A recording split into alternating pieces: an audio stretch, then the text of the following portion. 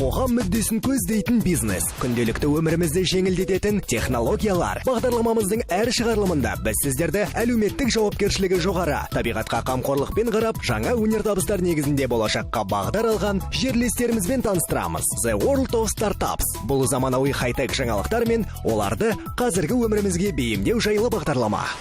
Алғашқы қазақстандық эко-үй. Тілдерді меңгеру тұғырнамасы. Жәшіктерді жалға беру қызметі. Алматы маңындағы Іле Алатаудың бөктерінде тұңғыш қазақстандық органикалық үй салынды.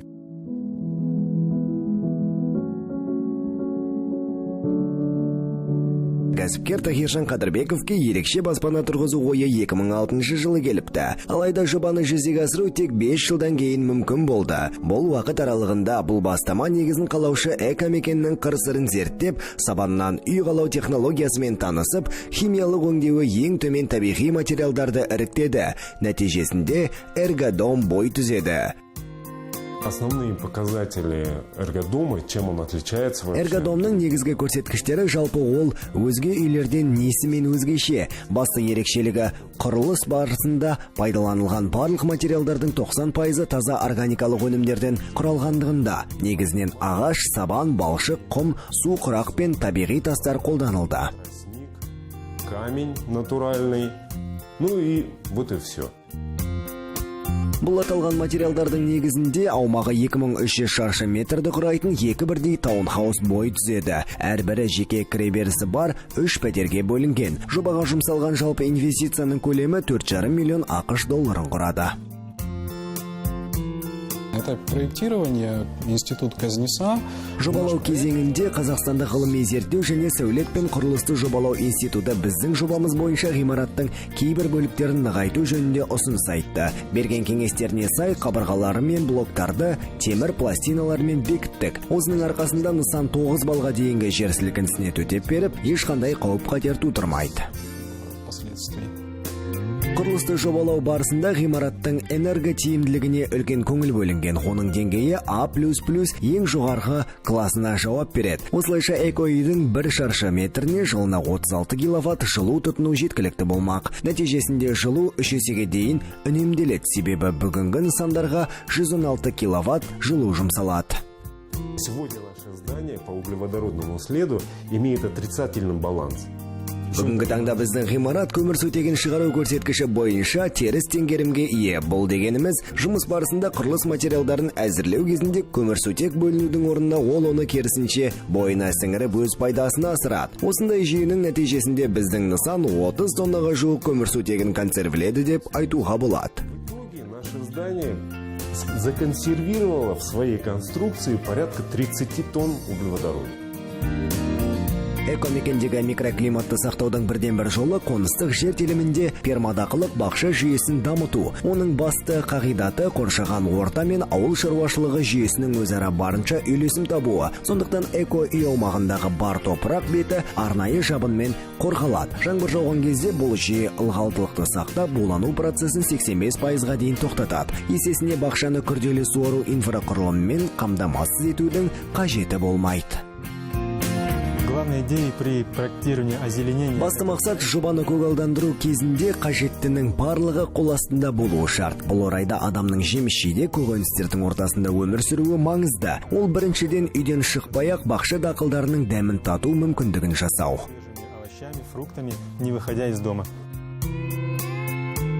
Тахиржан Қадырбековтың айтуынша жоба арқасында біраз тәжірибе жасап, синтетикалық материалдың лайықты баламасын табу мүмкіндігі туған. Олар отандық құрылыс нормалары мен ережелеріне толықтай жауап береді. Сондықтан кәсіпкер өз командасы мен бастамаларының аясын кеңейтіп, алдағы 3 жылда тағы 100 шаршы метр экологиялық таза тұрғын үй көтеруді жоспарлап отыр. Apple абсолютті рекордты қайталады. Компанияның нарықтағы капитал қоры 1 триллион ақш долларынан асып жығылды. Сауда-саттық кезінде оның акциясы 1,5%-ға өсіп, біреуінің құны 204 долларға жеткен. Америкалық корпорацияға дейін 1 триллион деңгейінен асу тек мұнай алпауыты PetroChinaның қолынан келген еді. Бұл көрсеткіш 2007 жылдың 5 қарашасында қытайлық компанияның IPO-ға шығуымен тікелей байланысты болды. Алайда бірнеше айдан соң компанияның капиталы 2 есеге дейін құлап, шарықтау шегіне қайта көтерілген жоқ. Cisco компаниясы бұлтты сервистің қауіпсіздігін қамтамасыз ететін қызметті ұсынатын Duo Security-ді сатып алатынын жариялады. Келісімге сай америкалық корпорация 2019 жылға дейін 2 миллиард 350 миллион ақш доллары төлеуі тиіс. Cisco-ның желілері, жабдықтары мен бұлтты платформаларын Duo Security технологияларымен бірігуі тұтынушылар үшін кез келген желілік қондырғыға еш қауіпсіз қосылуын қамтамасыз етеді. Қайырлы күн, менің атым Валентина, және мен қазақ тілінде үйренемін. Валентина Логинова танымал алматылық дәмханада әкімші болып жұмыс істейді. Ол күн сайын ондаған адамды қарсы алады. Сондай-ақ адам күтуден бөлек мұндағы жайлылықты қамтамасыз етеді. Бұған қоса Валентина Lexicon City тұғырнамасында қазақ тілін меңгеруде. Мультимедиялық жоба республика бойынша тілдің 3 тұғырлы саясатын дамыту үшін қазақ тілін оқытуға басымдық береді.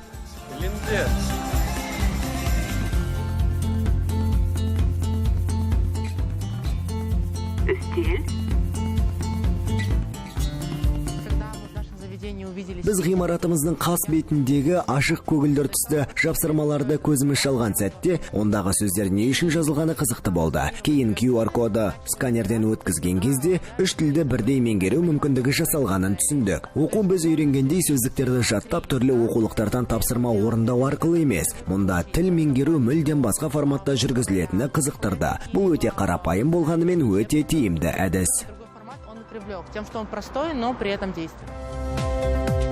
Сервис Edutainment негізінде жұмыс істейді. Оқыту ойын түрінде жүргізіледі. Жүйені пайдаланушы түрлі нысандарда орнатылған жапсырмалардағы сөздерді оқу үшін оларды алдымен QR код арқылы сканерден өткізу керек. Кейін олар есте сақтау, есту, көру, моторлы және контексті қасиеттерді дамытуға арналған түрлі тапсырмаларды орындайды. Это такая игра. Бұл ерекше ойын. Тілді меңгеру барысында адамдар бонустар ұтып алып интерактивті қалалық аттракционға тап болады. Аталмыш жобаның әлем бойынша тілдерді оқытуға арналған барлық қолданыстағы үлгілерінен ерекшелейтін бір қатар тұсы бар. Бұл бір ғана жеке адамға арналған оқиға емес, тілді меңгеру топпен жүзеге асырылады. Қатысушының өзі тіл меңгерумен қатар басқа адамның тіл үйренуіне көмек жасайды.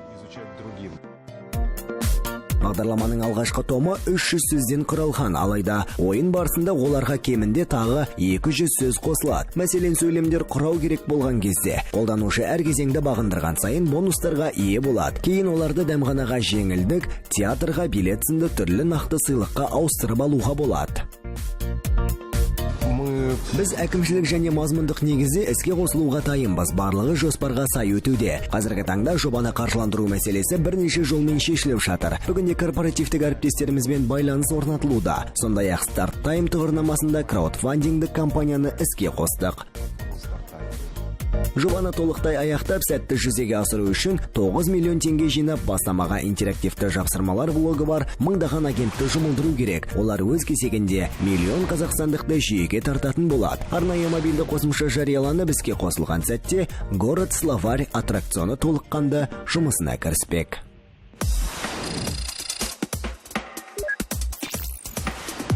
Қайнар Марденов бөлшек сауданы автоматтандыруға арналған тұғырнаманың негізін қалаушы, ақпараттық және қаржылық технологиялар саласында 20 жылдық еңбек өтілі бар.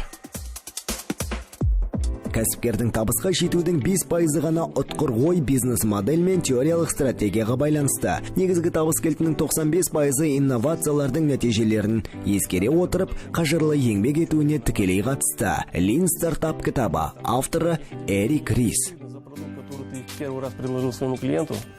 Егерде тұтынушыға ұсынған алғашқы өнімнің сапасы үшін ұят болмаса, стартаперлердің арасында бұл дұрыс емес деп саналады. Бірден мінсіз тауар шығаруға ұмтылмау керек. Сен сапалы өнім шығарамын деп жүргенше бәсекелестер клиенттеріңді тартып алады. Жүзеге асырған идеяңды бүгіннен қалдырмай, жылдам ұсынып үлгеру керек. Кішігірім машақаттарды шешемін деп уақыттан кеш қалуға болады. Азын-аулақ кемшіліктерге қарамай, жобаны бүгін дәл қазіргі уақытты кәдеге жарату үшін асығу қажет.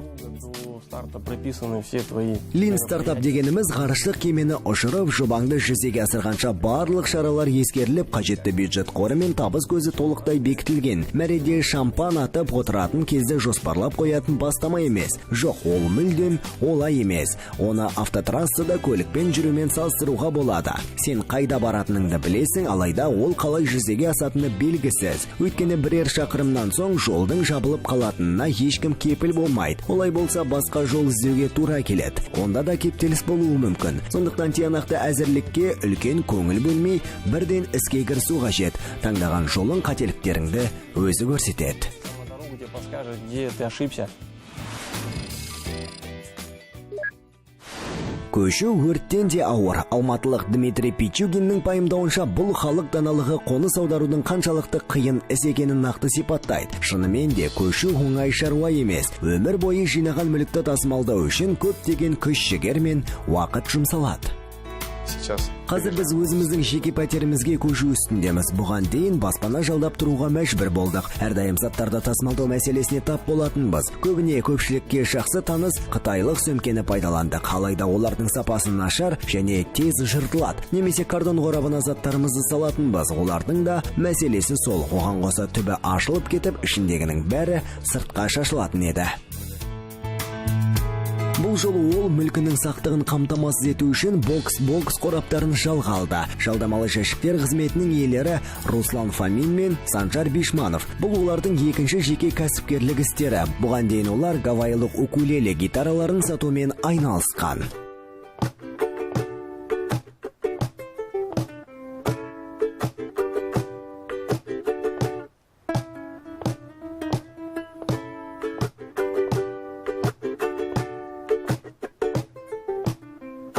Қос іскер азамат жаңа бизнестің баламасын Канададан көргендерін жасырмайды. Ойларын Қазақстанда жүзеге асыру үшін 1,5 миллион теңге жұмсаған. Бұл қаржыға олар 100 пластикалық жәшік сатып алыпты.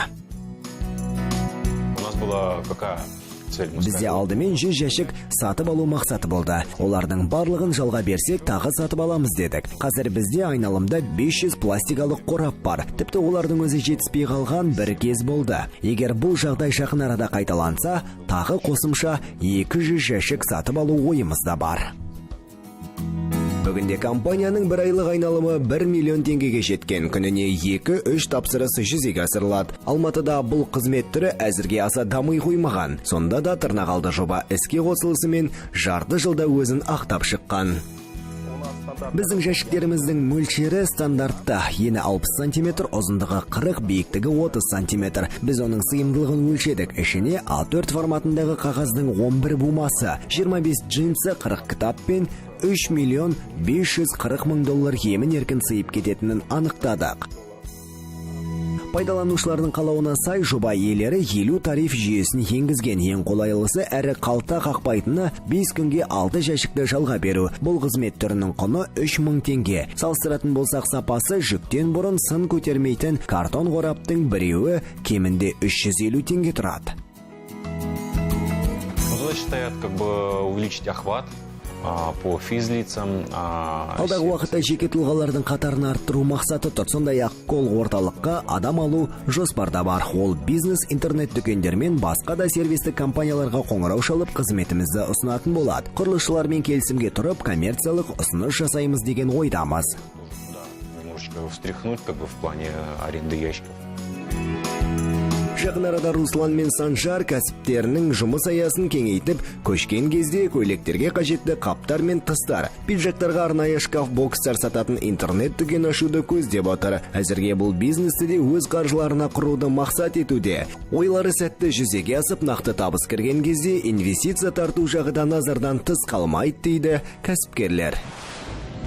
Эшелон Asia Summit байқау аясында Қазақстандық веб-тотем сайттардың қауіпсіздігін қадағалайтын сервис Оңтүстік Шығыс Азия аумағында үздік деп танылды. Ол жылда инновация мен технологияларды дамыту қамында ұйымдастырылатын дәстүрлі шара. Биыл саммит кибердайындық бойынша әлемдік рейтингте көш бастап келетін Сингапур елінде өтті. Сондықтан жергілікті инвесторлардың көңілін аулау оңай болған жоқ. Алайда бұл іс біздің стартаперлердің қолынан келді. Нәтижесінде 300 мың долларға әзірленген веб-тотем жобасының құны $1 миллион бағаланды. Бизнес-періште Мурат Әбдірахманов пен Демус Capital компаниясы Choco Family жаңа жобасын дамытуға 350 миллион теңге қаржы құйды. Бұл холдингтің ең жылдам өсуші бөлімінің рахмет кэшбэк сервисі жайында қозғалған әңгіме. Тартылған инвестиция қосымшаның кешенді дамуымен қатар халықаралық нарыққа бағытталатын болады. 2018 жылдың соңына қарай тұғырнаманың негізін қалаушы 10 мың әріптеспен келісім жасап, жүйеге 1 миллион пайдаланушы тартуды жоспарлап отыр.